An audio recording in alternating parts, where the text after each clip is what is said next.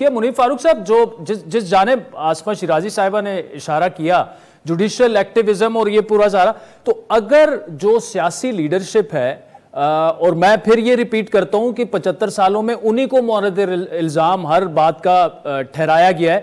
لیکن جو ان کا اس وقت کردار ہونا چاہیے تھا، کیا وہ آپ کو نظر آ رہا ہے کہ جو دیکھیں ملک کے جو مسائل ہیں اس وقت عوام کے پاس کوئی نہیں جا رہا، کیا وے فارورڈ کیا ہوگا؟ کیا سیاسی جماعتوں کو اس وقت کیا کردار ادا کرنا چاہیے تھا آپ کی نظر میں؟ بہت شکریہ عادل صاحب۔ دیکھیے امپورٹنٹ ایشو یہ ہے کہ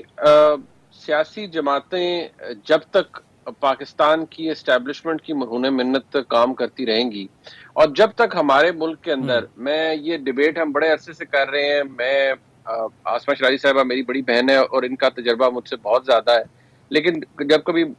یہ میرے پروگرام میں تشریف لائیں یا میں ان کے پروگرام میں جاؤں، ایک ہی بات ہم سب شاید گھوم پھر کے کرتے ہیں، وہ یہ کہ ہمارے ملک میں جو تبدیلی کا جو ٹول ہے، جو کیٹلسٹ آف چینج ہے، وہ کبھی سیاستدان رہا ہی نہیں ہے، کیونکہ وہ آرگینک کوئی چیز رہی نہیں ہے over the period of time. تو ایسی صورتحال میں جو پولیٹیکل لیڈرشپ ہے اس کی نہ اہمیت ڈیولپ ہو پاتی ہے، نہ وہ پرابلم سولوشن کے لیے وہ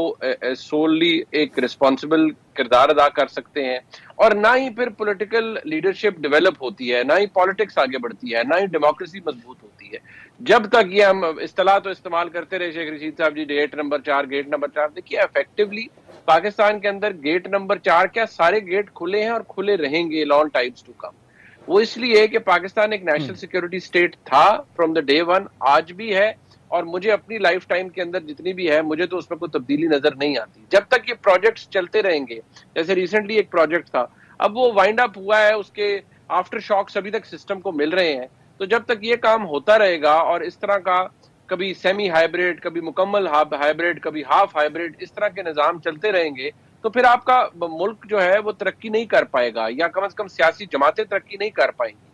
اور میں بصد احترام ان تمام سیاسی جماعتوں کو جن کی بہت اہمیت ہے، میں صرف اتنی بات آپ کو ضرور کہہ لوں، جو یہ کہتی رہی کہ ووٹ کو بھی عزت دے دیں، سویلین سپریمیسی کر دیں، مجھے بتائیں آج کے وقت میں کون سی جماعت ہے جو سویلین سپریمیسی کا نعرہ لگا رہی ہے یا کہتی ہے؟ ان کو سب کو پتا ہے کہ بھئی یہ نعرہ لگا کے ہمیں ملنا ہی کچھ نہیں ہے، اقتدار کی قریب جانا تو کیا اقتدار کی شکل بھی نہیں نظر آئے گی دور سے۔ تو ضروری یہ ہے کہ اگر آپ نے اقتدار تک جانا ہے تو پھر اپنے ساتھ جفی ڈالی رکھے پاکستان کی اسٹیبلشمنٹ کو۔